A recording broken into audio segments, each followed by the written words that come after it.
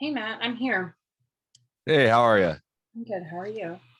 Good. Sorry that our last session ran a little long. Oh, it's all good. Michelle's always, A+ speaker. Oh yeah, definitely. And I'm actually going to jump out of this one to jump into another one with Dan. So I'm going to make you the host, if that's okay. Yes, give me all the power. You got it.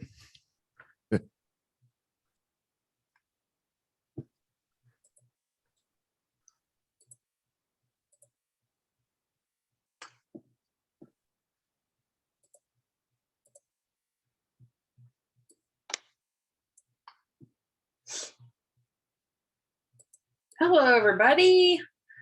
The last sessions are just like it just wrapped, so I'm just gonna wait another minute or so in case that's the case for a lot of folks. But then we're gonna get going. Please enjoy this PowerPoint slide.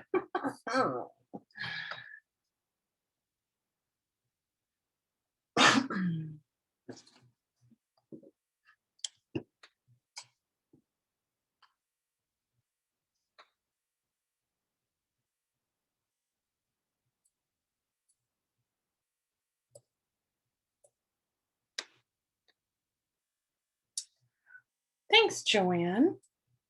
I appreciate that.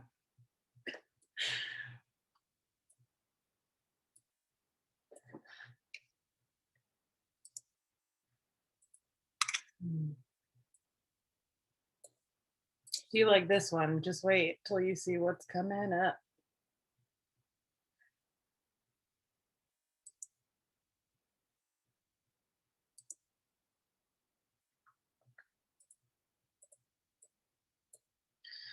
Okay, let's get going.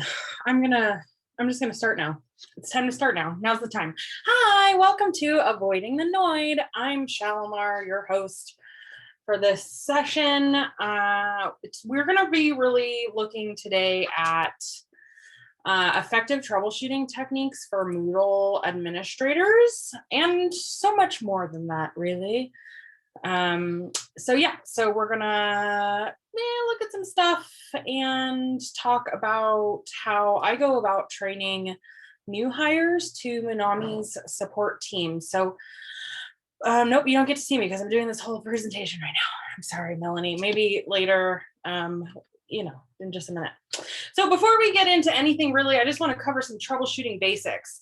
So the absolute first thing that you have to do when you get a report of trouble from somebody is, the first step is make sure you understand what they're saying, which I know should go without saying, but honestly does not. People, you want to read at least thrice for clarity, for understanding. Don't just, read it and be like, oh, I totally get what this person is saying.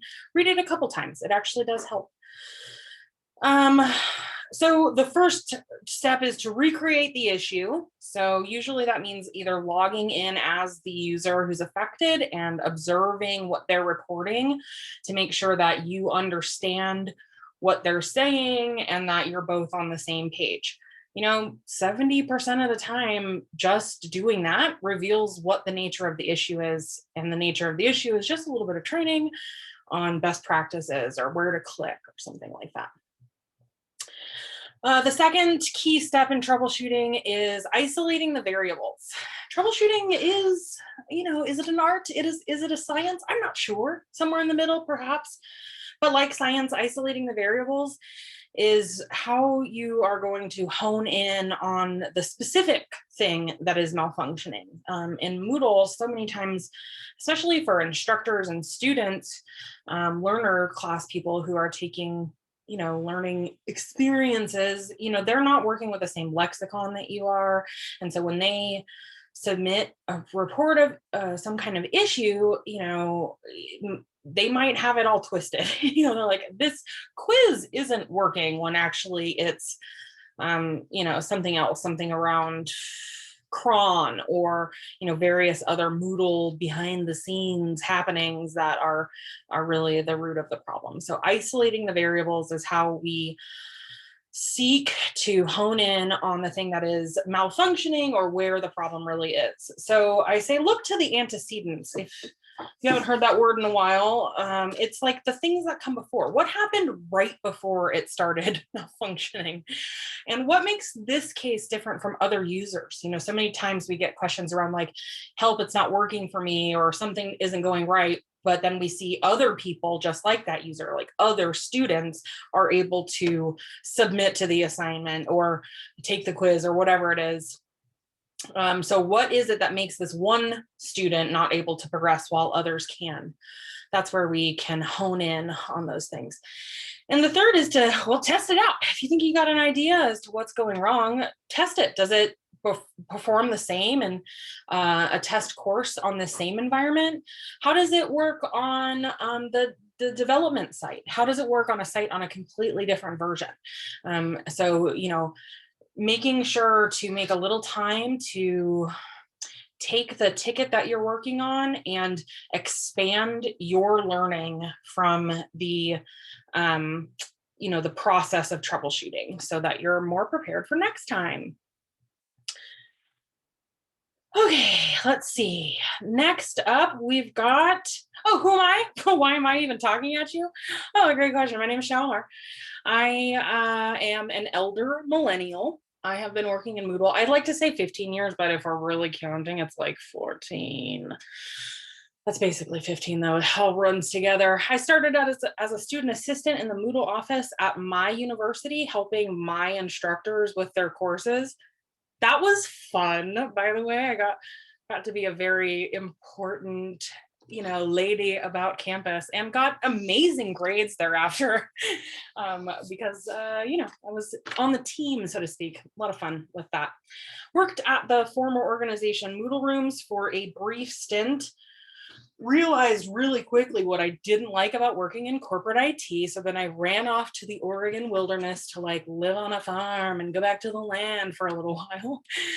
While I was there, some crazy dude reached out to me on LinkedIn named John Porton, who was starting a new company called Minami, and he needed a Moodle expert to make some training videos for him. And I said, well, yeah, I can do that. And I've been with Minami ever since, and we're so excited to be growing into Moodle US alongside just some of my favorite Moodlers in the world. I'm very excited. I do hate work that is not fun. In fact, I dislike anything that isn't fun, full stop. And I don't think that there's any reason that support of our clients, projects, and all the work stuff can't be injected with fun at every step of the way. And so that's my philosophy. The keynote that happened yesterday, you guys, I found my people. I'm very into making it a game. Mary Poppins was very formative for me. So I tried a spoonful of sugar, everything. And I am a diabetic. Laugh, laugh, laugh. Okay, who's the Noid? This guy, he's been at it from 1986. He's gonna ruin your pizza, okay? He's gonna try his hardest to make sure that it gets there in over 30 minutes. He will also ruin your Moodle. He will make sure that it is not working correctly. He is everywhere. He's basically a Santa Claus elf. He recently made a comeback in a video game. They like put out some weird video game that has the Noid in it, even though like the youths do not remember this person. Yeah, he's the anti-Santa for sure. So if you have, like so many universities have, if you have a help desk where you've got student assistants, your student assistants are not going to get the reference, but you know what? Plow through. It doesn't matter. It's for you, not them. Okay. So who be troubleshooting? The answer, everybody. Everybody in the club is troubleshooting. Your students are troubleshooting. Your teachers are troubleshooting. And when they get stumped, they're all going to reach out to you, ideally, if you're an administrator. And so you certainly be troubleshooting, which of course is a person who is skilled at solving or anticipating problems or difficulties. So just to recap on some of those troubleshooting basics, the first step after you are, fairly confident you understand what's being reported is to recreate the issue. You're not just going to read it and fire back a response without actually looking at it. You're going to recreate the issue. And that means you're going to be using the login function, I don't know, 20 times a day when you are troubleshooting. The second step is to isolate those variables. So you're going to look at those antecedents and what makes it different from others. Now you might be thinking to yourself, Shalimar, like 2 minutes ago, you said all this to us already. Trust the process. I am saying it again on purpose. The third step is to test it out. You're going to test it again in this environment to see if it plays the same in another context that kind of mirrors the context you're playing in. You're going to test it on another Moodle site entirely. And then you might even test it on a site that's on a completely different version. Okay, Moonami has an elite squad of support agents. Okay, we, not to toot our own horn, but toot, okay? Because I'm very proud of Moonami. We serve over 300 clients in the US and internationally. We have a boatload of end users. So those 300 clients translate to over 1 million end users served. And they're across industries.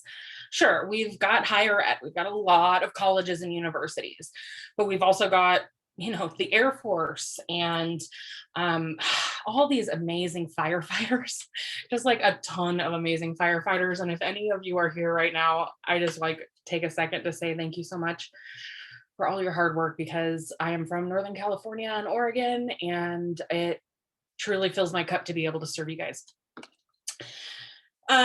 We have a lot of coverage. So we have chat support available to our clients Monday through Friday until about 10 p.m. Eastern. We have ticket support that is, we generally keep business hours, but if an urgent ticket comes in after hours or over the weekend, we attend to it. So basically, the support that we have to do for those 1 million plus end users is nonstop. But so is the fun. We bring incentives into our support team. We throw parties, even though we're a virtual team. We have theme songs and games that we play, and we prioritize each other even before our clients, which is kind of controversial, right? So many people will get up and tell you that their job is to make their clients happy, but that's just not the facts for me. Yeah, I'm the support manager, but my job is to support my team first and foremost. I will drop whatever type of client work I'm doing to make sure that my teammate has what they need to do their job. I love my clients to the moon and back. I love my clients, but part of being a good leader and a good teammate is knowing that you just have to, the medical staff has to be healthy before they can help other people, right? So that's our approach. So a big part of being a part of our elite squad is indoctrination into our way of doing things. So how you bring your teammates into your squad really matters. And if you're trying to make awesome troubleshooters who are engaged by the work they're doing and having fun doing it, you've got to make it a game. You've got to make it memorable. You've got to distill your main points and repeat them regularly. And you cannot be discouraged if your jokes they don't get, or if you're awkward or whatever. You have to be willing to laugh at yourself and foment laughter wherever you go. So how do I create elite troubleshooters? A timeline. So the first day that a new person starts with Moonami in our support department, we will give them a general overview of Moodle and Moodle Workplace and Totara site administration, and an overview of the ticketing system. Believe it or not, that does take a whole day because usually there's some other meetings and whatnot to attend. So that's what I really focus on. Day 2 is really about digging in. So Moonami has tools to automate the creation of new sites. So we will work with a new hire to create a new site that's their site, and we'll get them added to our help desk and all that good stuff. And then I provide them a task list for generating content. The task list has all the basics. Create a course, create some test users, add one of each type of activity to your course, make it on something interesting, so that the new hire is kind of forced to take stock of something that they know about enough and then try to teach me something with Moodle about that passion. One of our teammates, Nick, is really into cell phone repair. So when we did his onboarding, he made a whole course about cell phone repair. And I feel like I am 10 times more knowledgeable about cell phone repair than I ever meant to be in my life. So that's pretty cool. Day 3 is when the Noid strikes. So the Noid is really, it's a general term for like anything that's going wrong, but I use the Noid to train people for sure. So the Noid is Shalimar. And I go into the site that they just made this beautiful course on, and I break it. I break it every way I can. I break it for their users. I break it for, like at the site level. I change up how it looks. I just go in there and I completely monkey wrench this thing, okay? And then it's their job to fix it. I submit fake trouble tickets to our system, and I write them like our clients write them. So they're not always immediately helpful for the troubleshooter. They have to also practice their ability to suss out the correct information from that person. The next day, I give them feedback. So after they've found their solutions and responded to the tickets, I give feedback not only on their solution to the problem, which honestly, sometimes surprises me. Like, I've been doing this a super long time, and so I have these preconceived notions of like how I would go about solving this, and they never cease to amaze me in the ways that they find the solutions. Like, they might take it from a totally different approach, and then I'm learning. So it's kind of that whole social constructivist thing that like everybody's talking about, where it's like, oh, everybody's learning from each other. Yes. Okay. I love that. And then beyond that, we make time for regular check-ins to do Q&A and to make sure that I have opportunities to give them more praise and support and help them have more fun. Whew, that's a double. Okay, we did this. Why do I feel like I'm going backwards? Did things get duplicated? Okay, so what are they saying about it? Well, I've got a rave review here and like a just okay review. It doesn't work the best for everybody, but specifically around our support team, which also includes members of our technical team, we've got some good things to say. So Nick, who's only 23, a baby fresh from college, comes in and he gets trained by me to be one of our support members. And now you can talk to Nick by going to unami.com just about any day of the week. He says, so that was like right up my alley. The whole premise, from the 80s comeback to the way it presented challenges of unscrewing up what the Noid had done, was really great for me. I was saying to my parents, oops, there should be an S there. I was saying to my parents and stuff, it's weird because it's work, but it feels like a puzzle, not quite a video game, but it got my mind going and it was so fun. You guys, you know that phrase, nothing to write home about? Nick literally wrote home about that. Like, he called his parents to talk to them about his training experience, which was like the biggest feather in my cap imaginable. Pat on the back to me, thank you. Okay, so Justin, he's a little bit older, my age actually, and is a member of our tech team. He came into our team at a moment that was very challenging for us, and we had I was battling cancer, so I wasn't as engaged as I usually am. And so not only did we train him on how to do support with Unami, but he also had to learn all this crazy stuff about the back end. So he says, for the help desk, the Noid was very helpful. I had never used Zendesk or ticketing or the basics of the support mechanisms. It's a lot better to do the Noid than to get dumped into supporting. So, they like it. All right, so just a quick recap of those troubleshooting basics. The first step in troubleshooting effectively is always going to be recreating the issue. Is the thing that's being reported to you actually what's happening? Go ahead and recreate that issue to see. The next thing you're going to want to do is isolate those variables. What happened just before things started to go wrong? Maybe that gives us a clue as to what the thing malfunctioning might be. And the third thing is always to test it out. You know what? Test it out in another course. Test it out on another site. Test it out on another version. 1, 2, 3, bing, bang, boom, troubleshooting. Yeah. Yes, I can't go the right way. Beyond the main 3 steps of troubleshooting, we also are always seeking to answer the 5 W's. Any of you were journalism students, you know these 5 W's. That's the who, what, when, where, why, and actually sometimes there's a how. Your client or whoever is submitting this problem will have a good sense as to most of this, but they've got a critical 1 or 2 pieces missing, and they're coming to you, an expert, to help them with that. So you want to gather as much of this as we have to help inform that investigation when we start our troubleshooting. So let's try it. We've got 2 tickets here. First ticket, 80085. Help, Moodle is broken. What's my first step? Anybody wanna? You can come off mute, you can post it in the chat. What's our first step when we get ticket 80085? Ask them to describe the problem. Yeah, we need more information. This is not enough information. Can we recreate it? I don't know. Log in as them. Is it broken? No, it doesn't seem to be broken. So we need more information. What exactly is happening, right? So we get those 5 W's handled. We get some more information. Okay, next ticket. My student Susie is unable to take the Unit 3 quiz in my underwater basket weaving course. Please fix it. Okay, so we're going to log in as Susie. And sure enough, I can't seem to get into that underwater basket weaving Unit 3 quiz.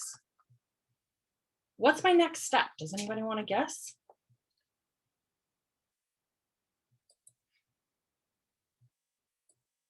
I've recreated it. Sure enough, it's not there. What? Try and see if there's any preconditions for the quiz in the settings to see if there's something holding her up. Yep. A precondition, a prerequisite activity. Sure. You know what? Nothing's there. There's nothing preventing. There's no prerequisite. There's no access restriction. Nothing like that. And yet, if I log out as Susie and log back in as an administrator, I can see that other students are also taking this quiz. No problem. What's next?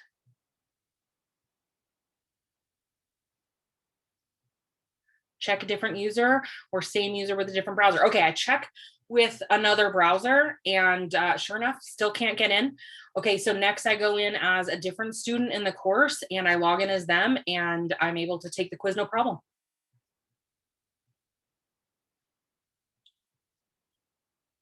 What's my variable?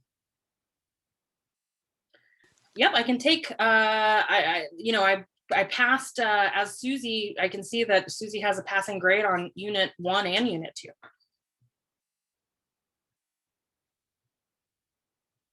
This is deep cuts, people. Susie and the Unit 3 quiz. That's right. Those are the variables. Something about Susie and something about the Unit 3 quiz are different. Anybody want to guess where I'd go next? Is there more than one Susie? There's not more than one Susie in this case, just the one Susie. And the quiz is not limited by groups whatsoever. She doesn't have more than one account and she hasn't expended her attempt. She can't even take an attempt.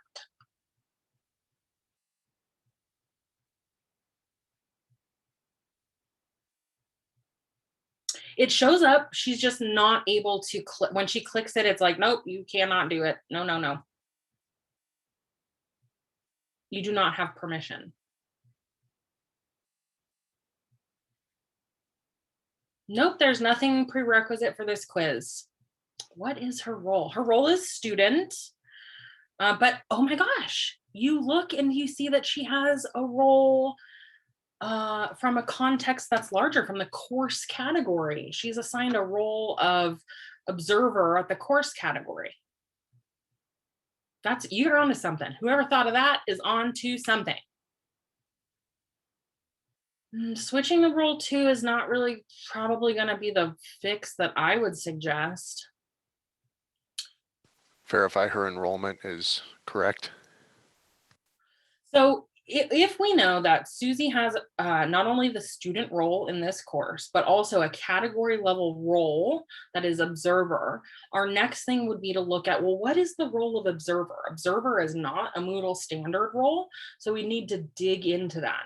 Once we get to the define users page and drill into that role, we see that the submit quiz or attempt quiz, permission has a prohibit on the observer role. And that's the problem. That's the problem for Susie. We've got to get that prohibit out of there, because we know when we have a prohibit, it says, I don't care what other role you have in this context. If you have the observer role, you absolutely cannot take this quiz. So why could she take other quizzes? Well, that role assignment was just made yesterday. She got a job working in the student, in the registrar's office. Kind of stuff happens all the time. This is just like a hypothetical scenario. And I love what I'm seeing in this chat around people's like questions and how do you get to that antecedent? How do you isolate those variables? What makes this different than how it's expected to work or how it works for other people, right? Okay. Another big thing that we have to teach our people all the time, we have to remind them frequently is, yo, you got a question? Something go wrong? Type it into the search bar. Buddy, just type it into the search bar. Just like you would any other question. You don't even have to limit it to particular search terms. Just write the whole question in the search bar. You use Bing? Okay, I don't know if I would trust you to watch my purse or drink, but I'll allow it. You just type it in there. And usually you get a result that is from Moodle.org or the forums. Ask Jeeves, I don't care. Ask Helen, I don't know. Ask them all. Yahoo it if you can. But ask that question into Google. A lot of times Google will, give you the right answer right off the bat. You don't have to wait around. There is literally no one stopping you from role-playing Sherlock Holmes at your desk. Don't like Sherlock Holmes, prefer Agatha Christie, Miss Marple? Do it. Get a hat and a pipe, work through the clues. That's it, that's the whole approach, okay? That's the whole thing. Yes, you gotta get in there, make sure the issue is one that you understand and that it is happening. Isolate the variables, test it out. Have fun with it. So just to recap real quick, recreate, isolate, test it out. I'm putting this in here a lot because one of the things that I told you about how I indoctrinate my people is that I drive home certain things again and again. I know it's like a lot for a 1-hour session. I'm coming back to this slide, every other slide, but it's like taking my own medicine. There is no magic wand to make you an instantly better troubleshooter. It's practicing these steps again and again and again and again and again. And again and again and again and again and again. And guess what? Even after you do it for 15 years, you're still going to forget one of these steps at one of these points. You're going to get in there and you're going to think you know it. And then you're going to be like, I'm stumped. And then you take it to your team and then your team says something dumb like, well, have you tried recreating it? And you're like, well, no, because I've seen it on another time. I did. What? Why didn't I do that? I know to do that. Why didn't I do that? It happens. Okay. Here are some other rules for not being bad at leading a team of young people. In the beginning, one of the first things that I drill into my newbies is that they are only allowed to struggle with a question for 30 minutes. If they're working on something for 30 minutes and they have no new leads, nothing to chase down, they're only allowed to beat their head against the wall that long before they have to ask for help. It's a demand. It's not like a polite, please do this. I'm saying don't waste our time beating your head against the wall when it's likely that one of the teammates knows or can help point you in the right direction. So fostering a culture where people are not competing for being like the coolest dude in the room and always having the answers is critical. Our team works when we hold hands and help each other. And so we have to beat that into people. And I honestly think I am surprised by how hesitant some people are to ask for help in these types of settings. It's alarming. Like literally all we do is help people who are asking for help, but we don't allow ourselves like the same liberty to ask for help. And that's cuckoo bananas, and it doesn't stand in my courtroom, okay? They're gonna need to ask for help. Teammates are always our priority. So if somebody on our team asks for help, again, I've said this before, but we stop what we're doing as soon as possible and we help them. It helps build a really good connection. It helps you feel supported and like you're loved and taken care of by your team. And that's critical for having a healthy vibe always. We also really prioritize making our meetings fun. So I mentioned that we have a theme song. We have a support meeting 3 times a week, Monday, Wednesday, Friday. And every time we start with a theme song. It's like a game show theme song. And we go through our motions. The support meeting is more about supporting each other than any one client. Yeah, we'll bring particularly hairy client issues to the foreground and attack them together, but we prioritize checking in with one another. Oh, I see you have a big deadline with this client coming up. Can I take some of your tickets? You know, that kind of thing.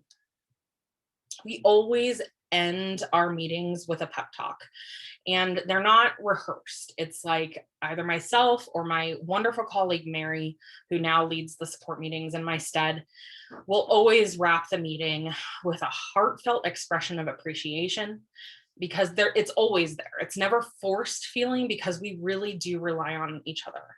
And the pep talks, because they're always off the cuff, sometimes they're rambling and awkward and silly and they get lost, and it's okay, because you know, that's kind of why it's beautiful, right? When things get rambling and silly, and when you're rambling and silly with appreciation and like a humble heart, it's always funny. It's always good. You know what I mean? So that's important. We also do periodic ticket crunches. So because a lot of our clientele are academics, we have a whole ecosystem around the workload that the academics throw our way.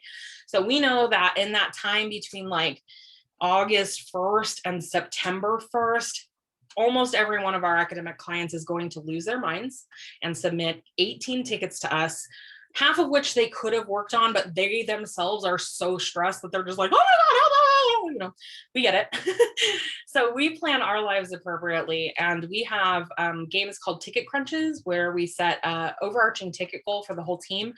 And if we make it, then everybody gets a big gift card or some kind of prize, at least $50. We just had a testing party. So that's another big thing we have to do, right? As a support team, we have to be versed in the new Moodle releases as we release them to our clientele. So literally on Tuesday this week, and previous times, lots of times before, we'll have a testing party. And what happens in the testing party is that everybody gets together. There's like a to-do sheet. It's mostly just like add a course, add 3 types of activities, setting up a whole bunch of dummy content in a site together. And then kind of noting anything that changes or like UI stuff. And then we have like bingo cards, and there's big raffle. So there's a big raffle. The prize this time, the top prize was an Oculus Quest 2. The second prize was a complete Raspberry Pi kit. And the third place was a gorgeous board game called Parks, which is all about our national park system. So we try to get things that we know our team is going to love. And then we incorporate these like raffle entries, like the first person to complete adding this type of activity in the course is going to get 2 extra entries. The first person to complete XYZ, it's a lot of like stuff like that. It's kind of like racing, or like also creativity. Like I'll award raffle entries for creative course titles, or like content that's funny, that makes each other laugh, because we're all on the same Moodle site together and we can see what each other is working on. And if I can get people to make each other laugh, that's also an entry. So it's like one half hard work of like making all this dummy content, but on the other half, it's like a quest to like make each other laugh and prioritizing laughter around learning the new features in a new release.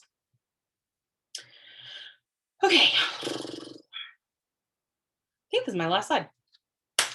I think the next best thing to solving a problem is finding some humor in it. Some old politician who was absolutely a racist said that, so I didn't put his name on it. And that's how history works. Boom. We're a little early, so I want to open up the floor for questions. We can also, if you have a hairy issue that you've been troubleshooting that you'd like to talk to us about, I'm open for that too.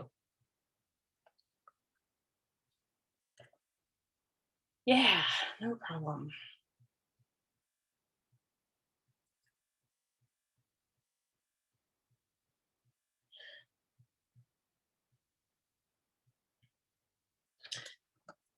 Eight years is how long I've been with Moonami. And so I have trained almost every single new hire that we've had after we started. And so these are lessons learned in that time. When we started, I mean, I was still in my 20s, right? So I had a lot of time, well, not a lot, but I had some time in corporate America and some time in a public university to kind of see the vibe in each of those places and what didn't work for me. And I felt like in the university environment, everything was very like committee based and it took forever to get anything done or to get the kind of training. Like when I was first trained to be a Moodle support person, the dude who trained me, I'm going to take my video off for this. The guy who trained me on how to build computers, like how to put together computers. Have I used that skill since? Absolutely not. No way. There was no rhyme or reason to how I was trained when I got on board with my first Moodle job. And then within 6 months, all of the people who were working above me, who were Moodle experts, were headhunted by Moodle partners and they were gone. So I found myself as like the only Moodle expert on a university campus with over 7,000 students. And I had to learn real quick. And kind of same thing happened with Moonami. You know, this guy needed help and I was it. And so as we started to grow, I had to figure out what worked for us to maintain a culture of gratitude and a culture of enjoyment around something that is oftentimes considered like the hardest part of the job, right? Like support is hard. Not everybody can do it. It takes a lot out of you. People can be mean when they're stressed, right? So like, how do you train people to be able to deal with that? And how do you weather those storms? You know, those are all really big questions.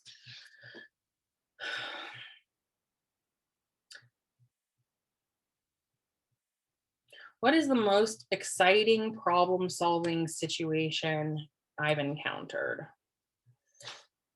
I mean, it's as a troubleshooter, I guess I'm always kind of chasing the high of the solution, right? Like everybody's problems are super important to them. And so while I may have a client that, you know, we only bill a few $1,000s a year to versus clients that we bill tens of thousands or hundreds of thousands of dollars because of the sheer size and whatnot. Like sometimes you would think, oh, solving these big problems for this big client is like where it's at. But honestly, sometimes it's that small little juicy ripe peach where you're like solving the problem and then you get to tell the person and they have this whole like light bulb moment and they're like, oh my God, I love you. And you're like, we just met. It's a lot of fun. It can be a lot of fun. I don't even say I got an attitude. Like, look at all this. This doesn't come without an attitude. So some days these people send me tickets and I swear I'm like, I'm going to choose violence if I have to talk to these people. And that's another thing that we have to support ourselves with, right? So like, if I know that one of my teammates is having a rough day emotionally, I want to pull them back from that front line. I want to do what I can to help cover them because emotional labor is not talked about enough in the modern workplace. And it's friggin' hard to do all day, every day. And so remembering that. I also don't allow our clients to come at us that hard. Like in the past, we've had definitely some clients who were aggressive and mean and berated us, and that gets shut down like immediately. And honestly, it's not even me because I love being a bad cop. I love it. I love being a bad cop at work sometimes. But John Porton, our boss, nips it in the bud immediately. I mean, we've definitely cut at least 2 clients loose because of how they treated our support technicians. So knowing that you have that kind of support from from the organization is really important. When I was working at the university, I thought I had that kind of support, but every term, this one evil professor would ridicule one of our student assistants until they were in tears.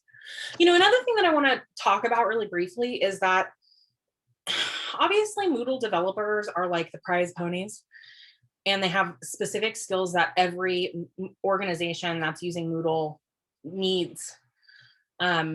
And support is often a way for people to break into Moodle professionally. It's certainly how I got started with Moodle.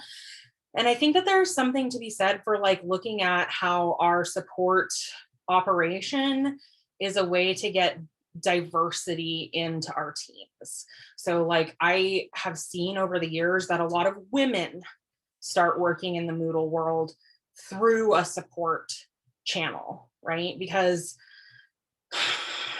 you know, there's not a lot, well, historically, the tech programs at universities are like overwhelmingly dudes, right? So that we have obviously been making strides and pushing to get more women in STEM fields, but like for those of us who kind of are that in-between generation, we're not the young ones who are getting that like more critical look at how do we get more diversity in these programs, but also like because we're between that and like the really old school where women just like weren't allowed in. And I think that, you know, this support thing can be a very powerful tool for not only because people will do support for a long time, but then they tend to like move into something else. Like you come into Moodle through support and then you start building up expert experience and specializing in something. So support, I really truly believe that it is like such a core fundamental part of Moonami's business, but a part of any like, you know, if you're servicing customers, supports your whole deal. I just very thankful that we're able to bring in young people through support and a diverse pool of people through our support team. Anyways, I'm rambling now about support. I used to think I hated it, but I actually like, I love it. I love it. I love solving problems. Are there seriously no questions? It's just because it's like, you know what? I'm going to go back a couple slides here because I promised you something to screenshot. So if you want to screenshot my 3 steps, you can get that going. Joanne, you stop it. You stop that right now. You will get everywhere with flattery. This is another one you might want to screenshot if you care, or if you're leading a team, or if you're going to lead a team, or if you work with young people. Okay, well, I think we wrapped a little early, which is okay because everybody else has been going over time.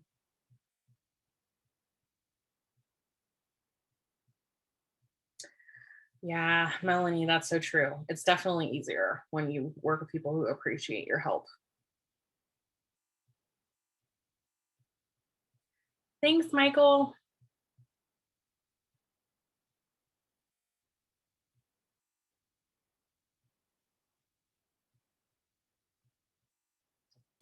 All right, everybody. Have a good one. Thank you. Thank you. Yeah.